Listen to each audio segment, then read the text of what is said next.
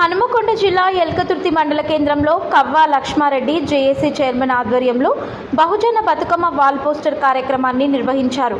ఈ నెల 7వ తేదీన సాయంత్రం 4 గంటల నుండి 8 గంటల వరకు అరుణోదయ సాంస్కృతిక సమైక్య రాష్ట్ర అధ్యక్షురాలు విమలక్క ఆధ్వర్యంలో బహుజన బతుకమ్మ కార్యక్రమం హుస్నాబాద్ అంబేద్కర్ చౌరస్తాలో నిర్వహించడం జరుగుతుందని ముఖ్య అతిథిగా రవాణా బీసీ సంక్షేమ శాఖ మంత్రి పొన్నం ప్రభాకర్ హాజరవుతున్నారని, అందుకు ప్రతి ఒక్కరూ ఈ కార్యక్రమంలో పాల్గొని విజయవంతం చేయాల్సిందిగా కోరారు.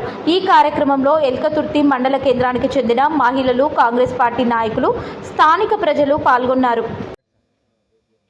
ఈ నెల 7వ తారీఖు అంటే వచ్చే సోమవారం బహుజన బతుకమ్మ విమలక్క ఆధ్వర్యంలో ప్రముఖ గాయకురాలైనటువంటి విమలక్క ఆమె ఆధ్వర్యంలో హుస్నాబాద్ పట్టణ కేంద్రంలో అంబేద్కర్ చౌరస్తా దగ్గర సాయంత్రం 4 గంటల నుంచి 7-8 గంటల వరకు బహుజన బతుకమ్మ పేరు మీద ఒక కార్యక్రమం నిర్వహిస్తూ ఉన్నది. బహుజన బతుకమ్మ అని అంటే అసలు బతుకమ్మనే బహుజనులది, శ్రమజీవులది.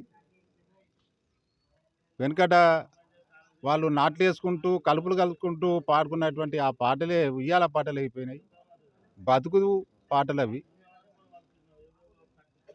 బతుకమ్మ కూడా ఆడేటువంటి క్రమంలో గతంలో ఒక సాంప్రదాయబద్ధంగా మహిళల యొక్క వాళ్ళ జీవితం గురించి, వాళ్ళ యొక్క కష్టాల గురించి, వాళ్ళ యొక్క కుటుంబాల గురించి, వాళ్ళకు ఉన్నటువంటి వ్యతల గురించి పాటల రూపంలో పాడుకునేటువంటి ఒక సాంప్రదాయం ఉండేది.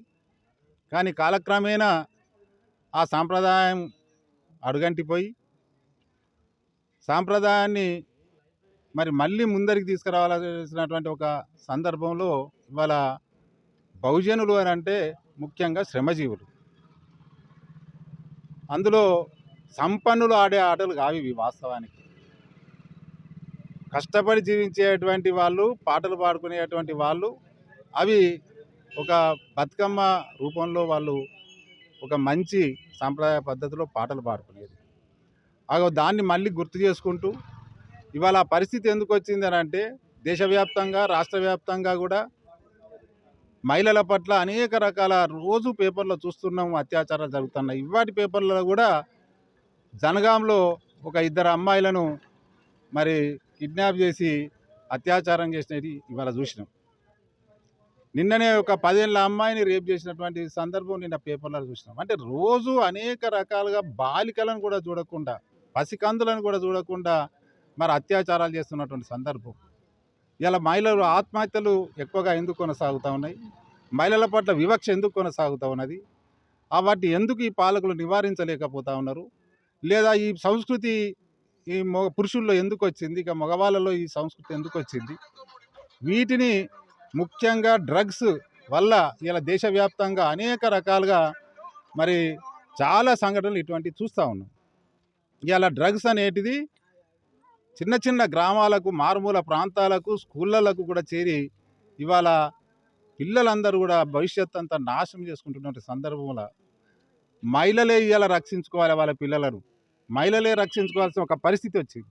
ఎందుకంటే వాళ్ళ కడుపు, వాళ్ళ కన్నులే ఆ పిల్లలే ఇవాళ తొందరగా డ్రగ్స్కి అలవాటు పడి వాళ్ళ జీవితాలు అర్ధాంతరంగా ముగిసిపోతున్నటువంటి సందర్భంలో మహిళలు వాళ్ళ పిల్లలను రక్షించుకోవాల్సిన బాధ్యత ఏర్పడింది. కాబట్టి వాళ్ళ ఐక్యంగా ఇవాళ ఉండడం కోసం, బహుజనులందరూ కూడా ఐక్యంగా ఉండడం కోసం, బహుజనులకు సంబంధించిన మహిళలందరూ కూడా ఐక్యంగా ఉండడం కోసమే ఈ బహుజనుల బతుకమ్మ నడుస్తున్నది. కాబట్టి ఈ ప్రోగ్రాంను మాట పాట ద్వారా విని ఈ సంస్కృతిని కొనసాగించడం కోసం, కాపాడుకోవడం కోసం అందరూ కదిలి రావాల్సిందిగా మేము కోరుతా ఉన్నాం. నేను కవ్వా లక్ష్మారెడ్డి, జేఏసీ హుస్నాబాద్ నియోజకవర్గ చైర్మన్.